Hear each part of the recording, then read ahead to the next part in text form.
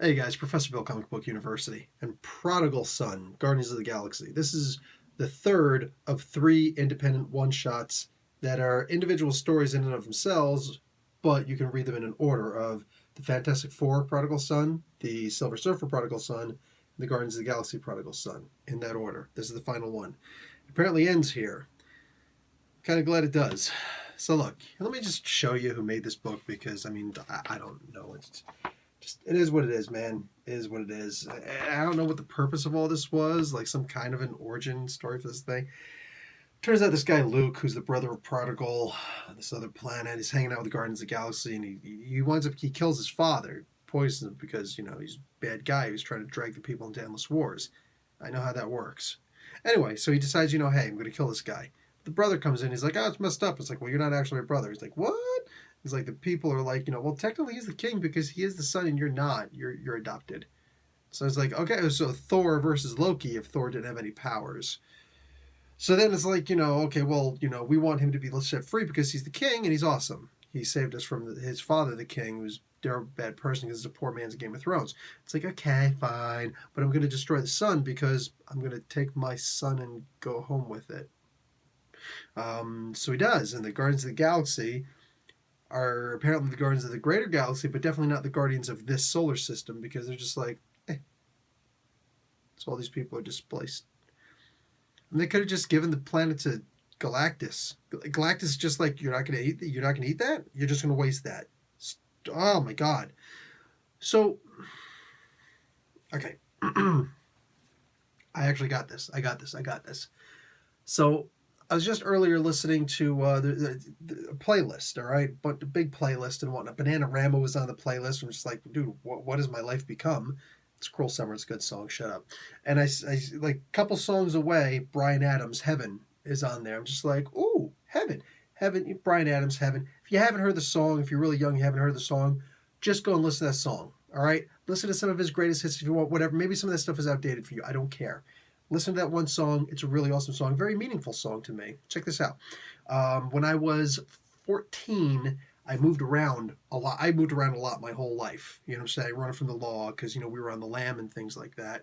Not really, but kind of. Anyway, so we, what do you call it? At one point, we moved to New Mexico.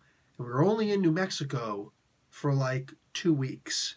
And it was really amazing to be in New Mexico, 45 minutes outside of Albuquerque, because, it was cool. So just whatever. It was a new experience for me. Got to see Roadrunner, an actual Roadrunner, run across a desert and whatnot. And I kind of got lost in a desert. It's cool. I got found because I wasn't that lost. Just I was lost. Everybody else was like, you idiot. What are you doing out there? I'm like, I didn't navigate. I wasn't in the army yet. Now I'm like, I can find my way out of a desert after that. Anyway, so yeah, a lot of cool things happened there. I was with Bryan Adams. Like I learned how to dance in New Mexico because I happened to go to that school just at the time when that school was what do you call it? They were starting to do the dancing lessons, and they already did the square dancing. I was like, yeah, that's boring as hell. So we just started getting into the contemporary dance. So I learned the waltz, and I learned the three steps. So and I didn't really like the waltz too much because it's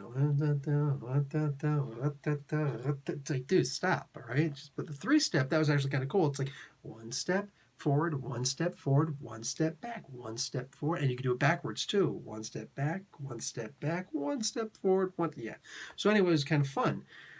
I don't know what it was, something in the water, whatever it was. I guess I was just new blood. They don't get a lot of Italians out there. So I go out there and I'm actually pretty popular with the ladies. That was actually kind of cool. There's one girl, Trish, who was just like, oh my God. And all the guys wanted Trish. And even though I was 14, I was still kind of wet behind the ears. I was, kind of late with the whole thing. I was still, I never really thought that girls had cooties.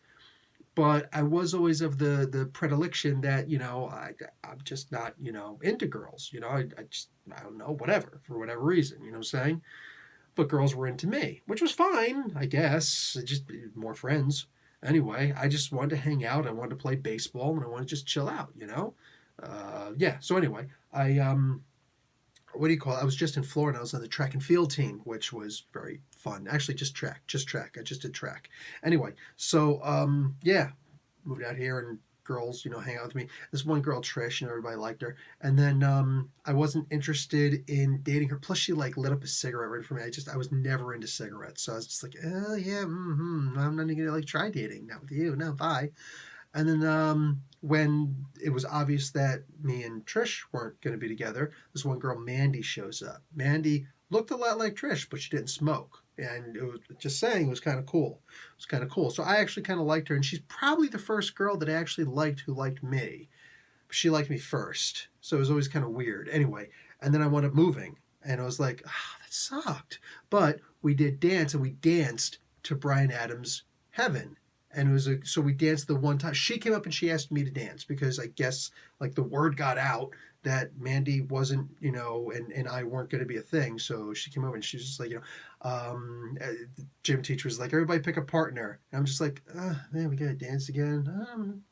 Kind of good with the dance. And she's all of a sudden walks up and she's like, I'm going to dance with my good friend Bill. I'm like, hi, what's your name? So anyway, yeah, and I danced to the song, Bryan Adams' song, Heaven. It was cool. And it was enough that I remember it. And a whole bunch of other cool things happened there, and a bunch of bad things happened there. Yeah, and whatever, man. So there was that. So what does this have to do with this book?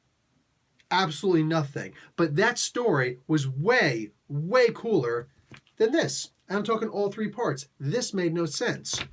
Even with me stumbling around trying to tell you this story and recollect something from when I was 14 freaking years old, that to me was more coherent and made more sense and was more interesting than this story. A lot of people got a lot of splaining to do about this story because what the frick was the point? I'm sitting here thinking, I'm just realizing what shirt I'm wearing, and I'm just sitting here thinking like, what the frick did I just read? So yeah, no, I'm done. I'm done. That was the review. You guys have a good one. Professor Bill, Comic Book University. Class dismissed.